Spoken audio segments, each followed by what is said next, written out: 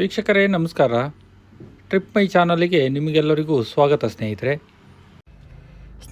ಮಲೆನಾಡಿನಷ್ಟು ಸುಂದರವಾದ ಜಾಗ ಇನ್ನೊಂದಿಲ್ಲ ಅಂತ ಹೇಳ್ಬೋದು.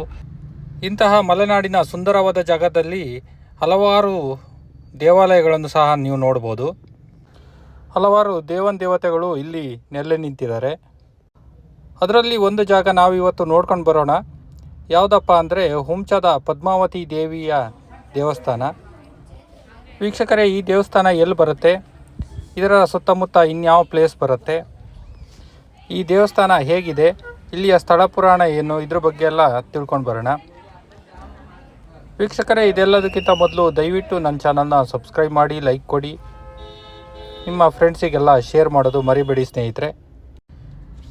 ವೀಕ್ಷಕರೇ, ಹುಂಚ ತೀರ್ಥಹಳ್ಳಿಯಿಂದ ಕೆಲವೇ ಕಿಲೋಮೀಟರ್ ದೂರದಲ್ಲಿ ಬರುತ್ತೆ ಸ್ನೇಹಿತರೆ. ಈ ಹುಂಚ ಕ್ಷೇತ್ರದಲ್ಲಿ ಪದ್ಮಾವತಿ ದೇವಿ ಹಾಗೂ ಜೈನ ಮಂದಿರವನ್ನು ನಾವು ನೋಡಬಹುದು ಸ್ನೇಹಿತರೆ. ದೇವಸ್ಥಾನದ ಮುಂಭಾಗದ ಗೋಪುರವನ್ನು ನೋಡ್ತಾ ಇದ್ದರೆ ನೀವು ನೋಡ್ಬೋದು ಈ ದೇವಸ್ಥಾನ ಎಷ್ಟು ಚೆನ್ನಾಗಿದೆ ಅಂತ. ಈ ದೇವಸ್ಥಾನದ ಮುಂಭಾಗ ಧ್ವಜದ ಸ್ತಂಭ ಇದೆ. ಇದು ಒಂದೇ ಶಿಲೆಯಲ್ಲಿ ಮಾಡಿರುವ ಧ್ವಜಸ್ತಂಭ ಆಗಿದೆ. ಈ ಧ್ವಜಸ್ತಂಭದಲ್ಲಿ ಅಲ್ಲಲ್ಲಿ ಜೈನ ಮೂರ್ತಿಯನ್ನು ಕೆತ್ತನೆ ಮಾಡಲಾಗಿದೆ. ಬಹಳ ಅಪರೂಪದ ಕೆತ್ತನೆ ಅಂತ ಹೇಳ್ಬೋದು. ಧ್ವಜಸ್ತಂಭ ಅಂತಲೇ ಅನಿಸಲ್ಲ, ಅಷ್ಟು ಚಂದವಾಗಿ ಮಾಡಿದ್ದಾರೆ. ಇತ್ತೀಚೆಗೆ ಈ ದೇವಸ್ಥಾನ ಹೊಸದಾಗಿ ನವೀಕರಣಗೊಂಡಿದೆ. ವೀಕ್ಷಕರೇ, ಈ ಹುಂಚ ಕ್ಷೇತ್ರವನ್ನು ಹಿಂದೆ ಹೊಂಬುಜ ಅಂತಲೂ ಕರೀತಾ ಇದ್ರು.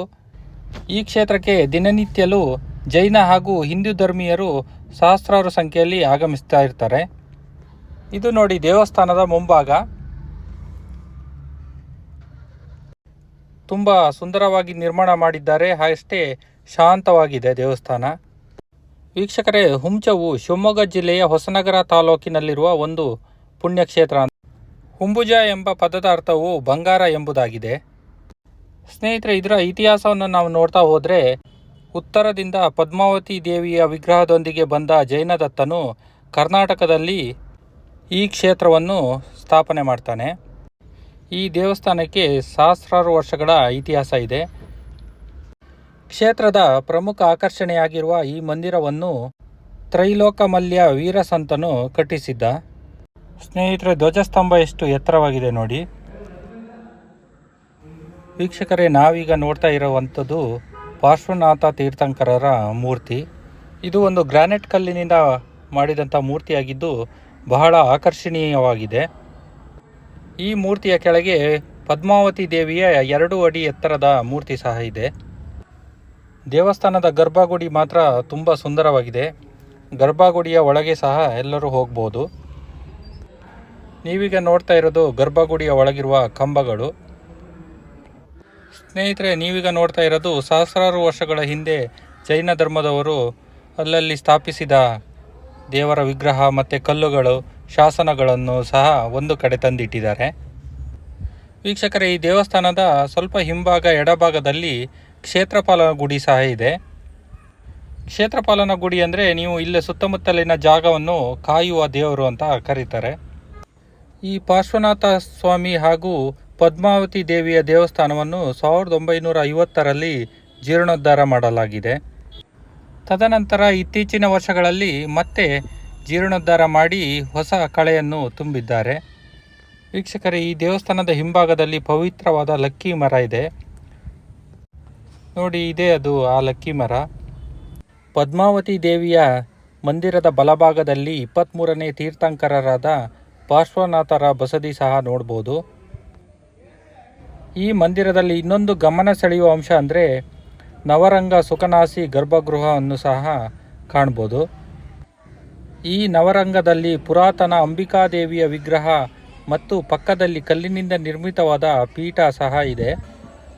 ನೀವು ಇದನ್ನು ನೋಡ್ಬೋದು ಎಷ್ಟು ಭವ್ಯವಾಗಿ ಕಟ್ಟಿದ್ದಾರೆ ಅಂತ. ಇಲ್ಲಿ ಸಹ ಪಾರ್ಶ್ವನಾಥ ತೀರ್ಥಂಕರರ 2 ಮೂರ್ತಿಗಳಿದೆ. ಈ ಬಸದಿಯಲ್ಲಿ ಪಾರ್ಶ್ವನಾಥ ತೀರ್ಥಂಕರರ ಮೂಲ ನಾಯಕರಾಗಿ ಆರಾಧನೆಗೊಳ್ತಿದ್ದಾರೆ. ಇನ್ನು ಈ ಹುಂಚ ಕ್ಷೇತ್ರದ ಸಮೀಪದಲ್ಲೇ ಬೋಗಾರ ಬಸದಿ, ಪಂಚಕೋಟ ಬಸದಿ, ಗುಡ್ಡದ ಬಸದಿ, ಮಕ್ಕಳ ಬಸದಿ, ಮಠದ ಬಸದಿ, ಪಾರ್ಶ್ವನಾಥ ಬಸದಿ, ಜೈನ ಬಸದಿ, ಮುತ್ತಿನ ಕೆರೆ, ಜೈನ ಮಠ, ಹೀಗೆ ಹಲವು ಜಾಗಗಳಿದೆ.